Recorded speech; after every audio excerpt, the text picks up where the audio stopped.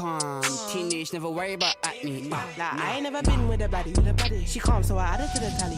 Madison, but I'm calling her Maddie. Hey yo, it's your boy Tommy coming at you with a brand new Clash mini video, and today we are back again with the Archer Queen. The last time I used her, I only had her at level 4, but now we finally have her at level 5 with that bonus ability of speeding up the troops that are around her. And I honestly believe that this is the #1 Archer Queen deck in the entire game. And honestly, I think it's going to become my main deck for trophy pushing, because that's just how good it is. So good against Countess, very good against all the other heroes and decks in the game, and I'm having so much fun with it. If you guys want to skip to the gameplay, there are timestamps for that in the description down below, but if you want to talk strategy, then let's dive right into this. So first of all, I know you guys, when you saw this deck last, I had a P.E.K.K.A in it, but I switched out the P.E.K.K.A with the Electro Wizard. I think when the game first dropped, the P.E.K.K.A was good enough, but now with the E-Wiz taking over the meta, you kind of have to have, you don't have to, but the E-Wiz, having him in your deck is very good against the Countess,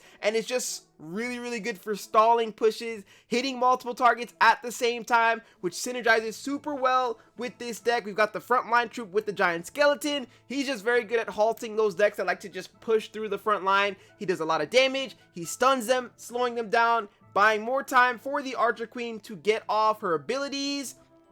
I do like running the bowler in this deck. I feel like the bowler just has a lot of value, especially on those maps with the mirror or with the the energy tile, just because when they usually place like an E-Wiz on the energy tile, for example, you can stun the E-Wiz a little bit, buy your E-Wiz more time to get his stun off first, or on those mirror maps you get a lot of value sometimes placing your own bowler on the mirror or placing a bowler to counter their mirror, instantly killing a lot of the troops in the game. We've got the guard. He's the best 2 elixir card in the entire game, in my opinion. I will say that every single video. You're going to see him in a lot of my decks. You just don't get as much value with any other card than you do with the guard. And the Archer synergizes really well with this deck because she hits multiple targets as well, right? We have the giant skeleton. His death damage goes down in the beginning of the map, killing a lot of the frontline troops, or at least lowering their health. The Archer Queen helps with that lowering of health. The E-Wiz zaps 2 to 4 targets, lowering health, and the Archer Queen makes sure she gets the backline, making them weak. So when all these troops are weak, then the Archer Queen just goes through with her ability and cleans up house. So without further ado now though, let's hop right into the gameplay so I can show you guys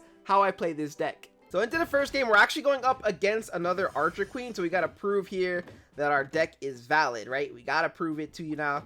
We'll go with the Archer Queen on the heal spot. This might become crucial depending on how or whose Archer Queen gets the shots off first with their ability. So let's see here. He places nothing on his heal spot, which is a-okay. We're going to get full range of target onto that Archer Queen. She goes down without getting a chance to use her ability, and with having a bowler and the Archer Queen left, even with the 1-star, he's going for that Spear Goblin play, so he's looking for that early game shot. So we know that now, so we'll make sure to protect our Archer Queen. I don't like placing the giant skeleton on this heal circle per se, but I think it's going to be a decent idea in this specific round, just because we do want him to kind of stay alive a little bit. And with the, no matter what you place here, even with the Spear Goblin, he shouldn't be able to get a lot of damage off unless he swerves it, which no swerve. Instead, the giant skeleton's going to take a hit. He'll stay alive for a little bit. No value off the death damage. Lumberjack does get a speed boost off, which is unfortunate, but with the stun coming in from the E-Wiz, that'll give us enough time for our bowler to walk up, for the Archer Queen to do her thing, and that'll be a very quick 2-0. And now going into the final round, he's in so much trouble. We haven't even showed him the Archer yet. I could go Archer. I'm gonna see if I can get another E-Wiz. We'll go E-Wiz, zap 4 enemies. I'm gonna put the guard away because we're doing pretty good. We'll put the Archer behind the bowler, and we'll allow the Archer to hit 1 additional target. So this is where it's deadly. This is the formation right here. Not exactly just because of the positioning of the troops, but we have 3 different troops now. One which hits 4 targets. The other one hits the furthest 2 targets. And then the Archer Queen hits 3 targets. So he's just in so much trouble. This is going to be a very fast 3-0. There's the E-Wiz zap coming in hot. And yeah, I got the better Archer Queen deck. Don't try to alpha me up in my own video, bro. Let's go. Alright, so we're up against a Shield Maiden here. So we know the Shield Maiden has a very strong early game. We got to play tankier units, and we have to ensure that... I like to go Archer, but it's too risky. It's 2 ADCs. If he has Miner, we just lose the first round. So he does have the Miner. He has a Spear Goblin too. He's going to throw it up. The guard's going to block the Miner this time around. which is, we need that to happen because the archer is going to take a lot of damage, or the archer queen is going to take a lot of damage from the shield maiden shield. She does live. We get the death damage off. The guard has his shield up, and we're actually able to pick up the first round against the shield maiden, which is nice because it's a very, very strong card, strong deck. Let's go ahead and hard swap to the other side now. We'll drop an archer. Down for that. And we can go Ewiz rather. I go Ewiz, put him away, and go Bowler.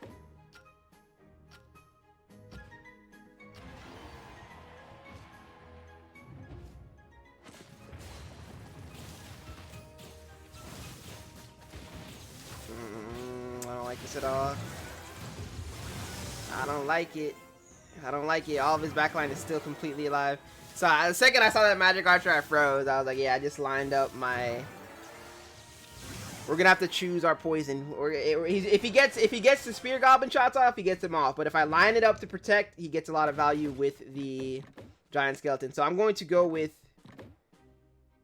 First of all, I need you to strike 4 enemies for sure. And we'll get our 6th man down. We'll double protect our 2 squishiest troops. I think we can play them up a little bit, and then I don't know about that. Okay, the bowler at least turns around here. There. Okay, archer's getting a lot of value. That level 1 E was gonna be the man to save the game, I think. Or just die. Or just die. Oh, we had that. So the miner gets in deep, man, and he gets our archer queen off rip. And I saw when I placed the cards, I was like, oops, I don't know if I wanted to place him like that. I'm down to get to level 2 Ewiz and just... No, I don't get another archer. Unlucky, man. Okay, so... We play her further up. Play you further up. And I'm going to keep the same formation. I'm going to try to see if I can predict him here. Nice. So we don't change things up, and it works out like a charm for us. At least the bowler we'll have time to at least do what we need to do a little bit, you know. I need my guard to get an ability there. It's all good. Level 2 Ewiz. Should be able to shut this down. Very well played. Now into the 3rd or 5th round, we can get... I can stick it or I can switch it. Either way, he'll be expecting something here. I think we go with the giant skeleton affecting a larger area. And he definitely needs to get his HP up, so... Let's switch it.